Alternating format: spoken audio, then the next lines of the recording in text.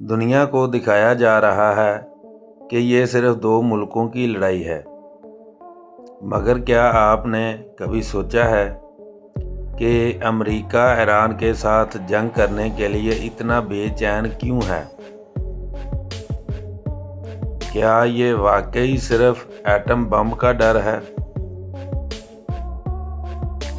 یا کہانی کچھ اور ہے؟ سیاست کے پیچھے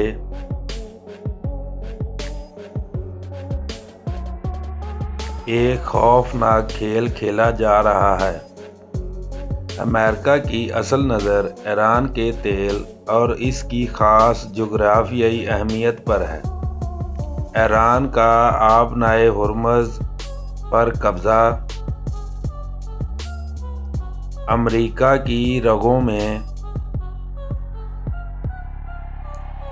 دوڑتے ڈالر کی سپلائی کو بند کر سکتا ہے۔ مگر بات صرف پیسے کی نہیں ہے، بات ہے کنٹرول کی۔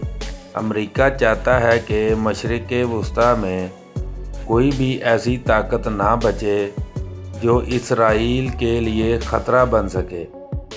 کیا امریکہ ایران کو بھی عراق اور لیبیا کی طرح تباہ کر کے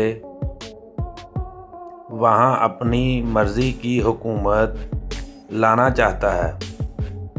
روس اور چین کا ایران کے ساتھ کھڑا ہونا یہ اس بات کا اشارہ ہے کہ یہ جنگ صرف دو ملکوں کی نہیں ہے، بلکہ دنیا پر حکمرانی کی جنگ ہے۔ امریکہ کی بھی یہ چھپی ہوئی سوچ دنیا کو کس طرف لے جا رہی ہے؟ کیا ہم واقعی ایک نئے ورلڈ آرڈر کی طرف بڑھ رہے ہیں، یا آپ کو کیا لگتا ہے؟ کیا امریکہ اپنے مقصد میں کامیاب ہو پائے گا؟